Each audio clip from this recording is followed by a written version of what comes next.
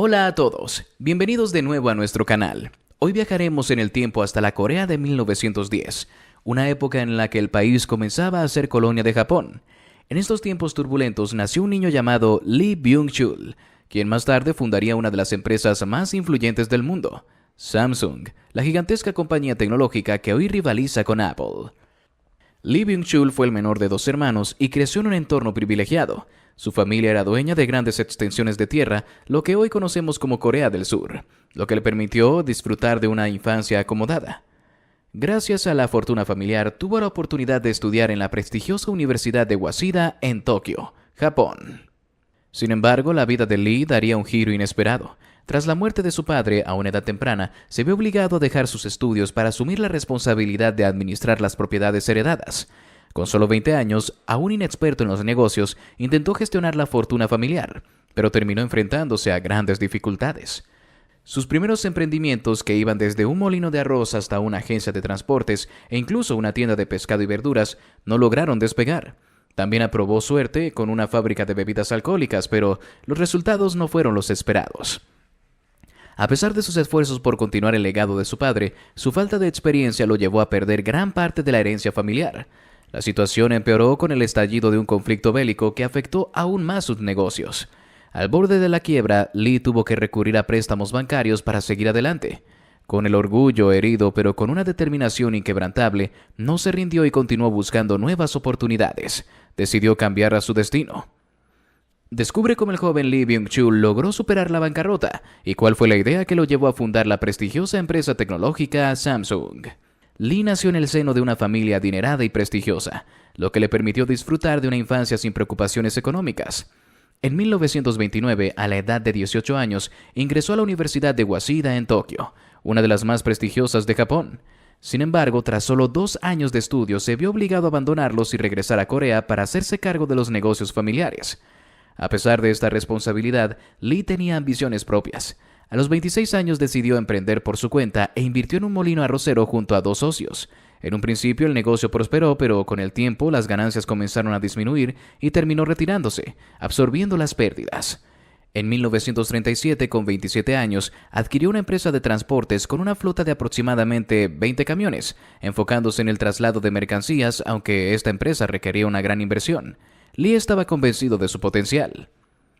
Un año después, en 1938, decidió expandir aún más su negocio, y para evitar usar la herencia de su padre, solicitó un préstamo a un banco japonés con plena confianza en que podría devolverlo sin problemas. Pero el destino tenía otros planes. Ese mismo año estalló la guerra entre Japón y China, afectando gravemente la economía y su capacidad de mantener a flote sus empresas. Con todas sus inversiones comprometidas y sin margen de maniobra, sus negocios colapsaron. Endeudado y sin alternativa, se vio obligado a vender no solo sus compañías, sino también las tierras heredadas de su padre para saldar su deuda bancaria. Lo que parecía el final de su carrera empresarial, en realidad fue el punto de inflexión que cambiaría su vida. A los 27 años, el joven e inexperto Lee Byung-chul no solo había experimentado su primer gran fracaso, sino que había quedado completamente en bancarrota. Esta difícil situación lo llevó a conocer por primera vez lo que era vivir en condiciones precarias, algo que lo motivó a seguir adelante con más determinación. En 1938, casi al inicio de la Segunda Guerra Mundial, Lee solicitó un préstamo familiar de aproximadamente 30,000 won, una suma cercana a los $1,000 de la época. Con este capital fundó en Daegu la empresa Samsung, cuyo nombre en coreano significa 3 estrellas. La empresa se dedicaba a la comercialización de productos como pescado, frutas y verduras, con especial énfasis en los mercados de China y Manchukuo. También incursionó a la venta de fideos bajo la marca Estrella, que aunque eran más costosos que los de la competencia, se hicieron populares por su calidad y sabor.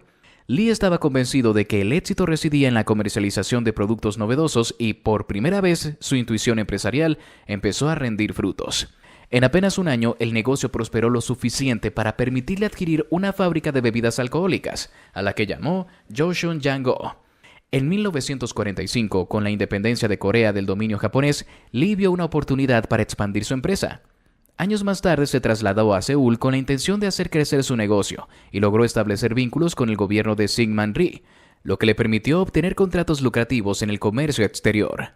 Para entonces, Samsung ya era una compañía reconocida en la exportación e importación de pescado, frutas, verduras y otras materias primas. En 1948, Lee dio un paso más allá y junto con otras compañías fundó Samsung C&T, una empresa enfocada en el comercio y la construcción. Su éxito en Seúl parecía asegurado, pero en 1950, el estallido de la Guerra de Corea lo obligó a huir de la capital hacia Busan, en el sureste del país, enfrentando una vez más la incertidumbre y el desafío de mantener su negocio en pie. Tras el fin de la Guerra de Corea, Lee Byung-chul regresó a la capital con el firme propósito de reconstruir su imperio empresarial. El gobierno, reconociendo su talento como empresario, le otorgó contratos millonarios en sectores industriales durante el mandato del presidente Syngman Rhee. Más tarde, con la llegada de Park Chung-hee al poder, Lee fue incluido en un ambicioso plan económico que impulsaba el desarrollo de grandes conglomerados privados, entre ellos el sector tecnológico. Fue entonces cuando Lee vio una oportunidad con la emergente industria electrónica, un campo prácticamente inexplorado en Corea.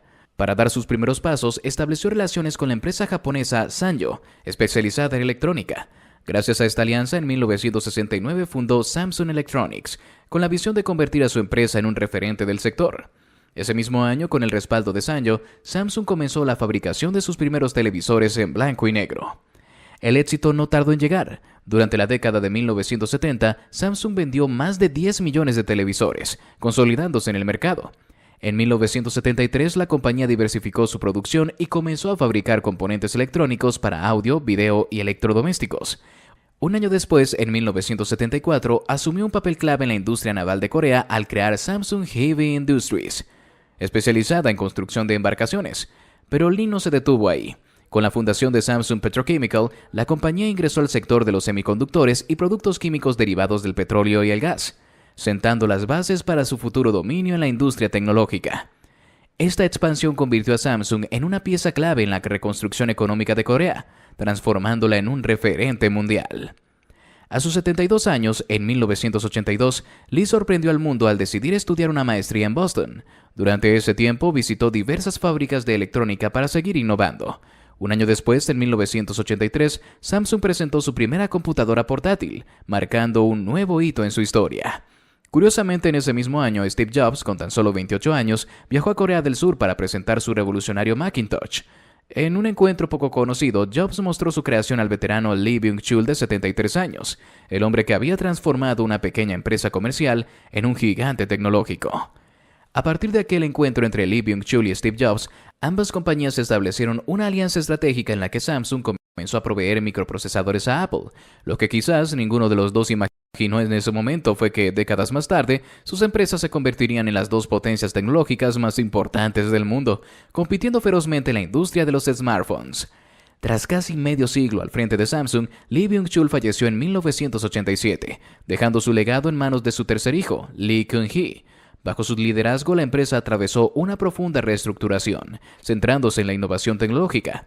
En 1991, Samsung lanzó sus primeros teléfonos móviles, pero estos resultaron ser un rotundo fracaso debido a múltiples fallas técnicas. Determinado a cambiar la percepción de la marca, en 1995, Lee Kun-hee tomó una decisión drástica. Ordenó la destrucción masiva de todos los dispositivos defectuosos, valorados en $50 millones, enviando un claro mensaje de compromiso con la calidad y la excelencia.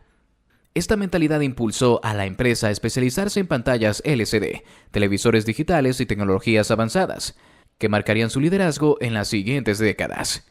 En 2010, Samsung revolucionó el mercado con el lanzamiento de su primer Galaxy, compitiendo directamente con el iPhone. Solo 2 años después, en 2012, Samsung superó a Nokia y se convirtió en el mayor fabricante de teléfonos móviles del mundo. Como ha señalado Lee Kun-hee, el éxito de Samsung radica en anticiparse a las tendencias y tomar decisiones estratégicas en el momento adecuado. Hoy en día, Samsung Electronics está valorada en más de $360 mil millones, generando anualmente más de $30 mil millones en ganancias. Gracias por llegar hasta el final de este video. Si te apasiona el mundo de los negocios y la tecnología, déjanos tu comentario y cuéntanos qué historia te gustaría ver próximamente. Recuerda que puedes encontrarnos en los enlaces de la descripción. Nos vemos en el próximo video, emprendedores. ¡Hasta la próxima!